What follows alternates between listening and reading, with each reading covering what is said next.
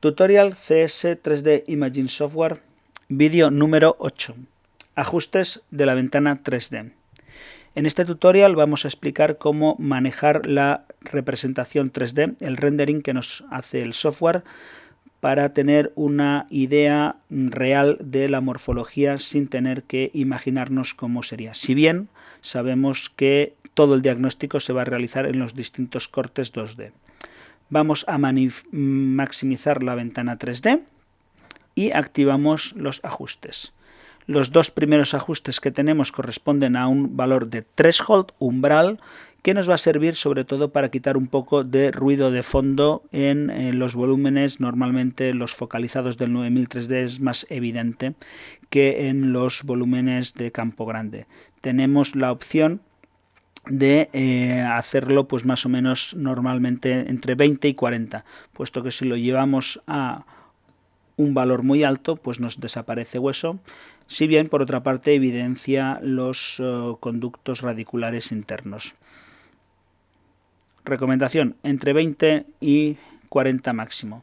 Después tenemos una barra de desplazamiento de la transparencia total del volumen, que si la bajamos por ejemplo a 50 en combinación con el valor de umbral nos va a dar la opción de ver perfectamente el interior de ese volumen 3D, y cuando dibujemos los conductos dentarios pues tener una visualización de dichos conductos, o cuando realicemos un implante. Después tenemos la opción de elegir distintos mapas de color, o vamos a decir preselecciones de color. Hueso, hueso transparente, un poquito más claro. Escala de grises, que es el valor que nos representa inicialmente la carga del volumen, y un valor realista pues más en torno a lo que sería un color, vamos a llamar blanco. Normalmente, personalmente me gusta la representación de hueso y vamos a trabajar un poco sobre ella. Dentro de aquí tenemos 6 tejidos que puede el software identificar, correspondiente a la piel, S, de skin, F, fat, grasa, B, bone, de hueso, vamos a llamar trabecular o hueso no muy duro, D de dentina, hueso bastante duro, E de esmalte, enamel, y A de amalgama, para cada una de las distintas durezas y cada una de las distintas transparencias. Normalmente los 3 primeros están a 0 para poder visualizar hueso. En los volúmenes del Kodak 9000 3D no tiene tampoco mucho sentido, puesto que si le damos un poco de transparencia a la S de skin de piel, lo único que realmente vemos es la unión de los volúmenes, la parte externa de aire que tenemos. Tiene más sentido en los volúmenes de campo grande 9500, 9300, y dedicaremos un vídeo específico a vías aéreas. FAT exactamente lo mismo, lo único que hace es añadirnos un poquito de marrón alrededor del hueso, y con bone 3/4 de lo mismo, nos añade un poquito de lo que sería la parte externa del hueso. Vamos a trabajar con realmente los 3, dentina, enamel y amalgama. Si bajamos a 0 el tema de la dentina, nos quita bastante hueso y nos queda solamente el esmalte y las amalgamas. Si bajamos el esmalte, en caso de que el paciente tenga algo de amalgama, alguna corona, aquí la vemos, y si bajamos todo a 0, pues nos desaparece el volumen. Por supuesto tenemos nuestra flecha circular para restablecer, con lo cual vendría a ponernos el volumen en su formato original. Además podemos jugar un poco con los colores y las anchuras de dichos colores. Tenemos aquí lo que el software entiende que es la reconstrucción 3D más adecuada para el tema de hueso, pero podemos variar este ancho de columnas. Normalmente siempre dejaremos más o menos sobre el centro la columna de la dentina, que es lo que nos representa el hueso, y con una anchura similar el resto. Como vemos, conforme vamos bajando la dentina, me está apareciendo un poquito ese ruido de fondo, esos artefactos. Para eso podemos utilizar el threshold, como he especificado, de tal forma que si lo llevamos en torno a los 20, vemos que prácticamente desaparece ese ruido de fondo y tenemos una reconstrucción bastante más realista. Igualmente hay que recordar que al inicio hemos editado las preferencias y hemos quitado el sombreado pues para manejar mejor la vista 3D. Si ahora lo activamos, aplicamos y aceptamos, vemos que el rendering que hace en 3D es mucho más realista, con muchas más sombras. Esto es muy recomendable a la hora de hacer capturas de pantalla para presentaciones. A la hora de trabajar el día a día, pues bueno, si la tarjeta gráfica no es muy potente, pues lo único que nos genera es un poco de saltos en las vistas 3D. Vamos a dejarlo sin el sombreado, tal y como hemos estado trabajando hasta el momento.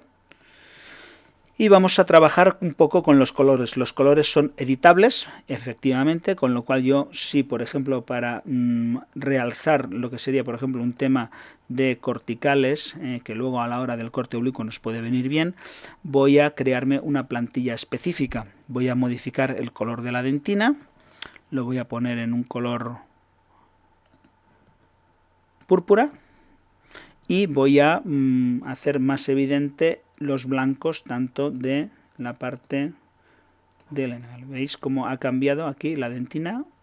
Y podemos, es bastante más estrecha, tenemos un color rosáceo y esto pues a la hora de trabajar pues nos puede hacer más evidente, por ejemplo, la presencia de corticales. Si nos gusta este color, simplemente podemos editar las paletas y grabarlas. Podemos seleccionar una paleta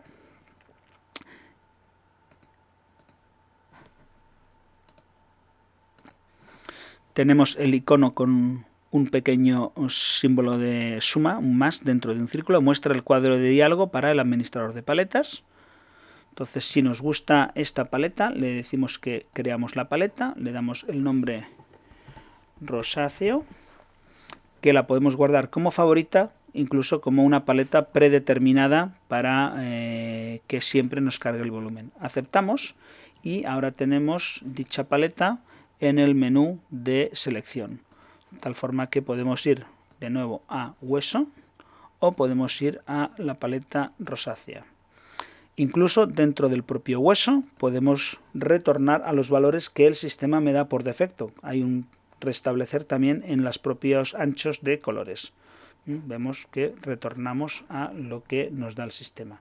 En este caso vamos siempre a hacer más hacia el centro la parte de la dentina, con lo cual tenemos una imagen bastante más real del hueso y ajustar siempre el threshold a unos 20. Por último, vamos a ver cómo funcionan las distintas selecciones de planos, para lo cual minimizamos la vista 3D, ocultamos la barra de paletas y activamos los planos que vienen por defecto, que corresponden al amarillo axial, lila coronal y verde sagital. Con el botón derecho sobre la propia vista 3D podemos hacer el zoom, repito, con el ratón, la rueda del ratón. Con el botón derecho presionado sobre uno de los planos podemos moverlo en la vista 3D y vemos su consecuencia en las vistas 2D.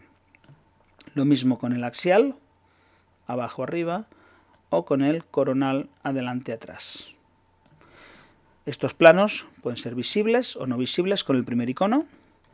Con el segundo icono lo que nos presenta es una superposición de la vista 3D con las vistas 2D a nivel didáctico, con lo cual si aplicamos un poco de transparencia sobre la vista 3D y colocamos el plano sagital, vemos que la vista 3D se corresponde con el plano que en este momento tenemos en el sagital.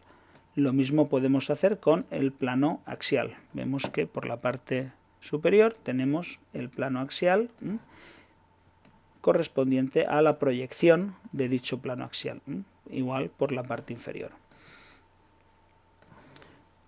Y por último tenemos la opción de mostrar los planos totalmente opacos. Volvemos a dar toda la opacidad al volumen 3D, con lo cual pues bueno, solamente vemos la parte de volumen 3D entre planos que nos interesa.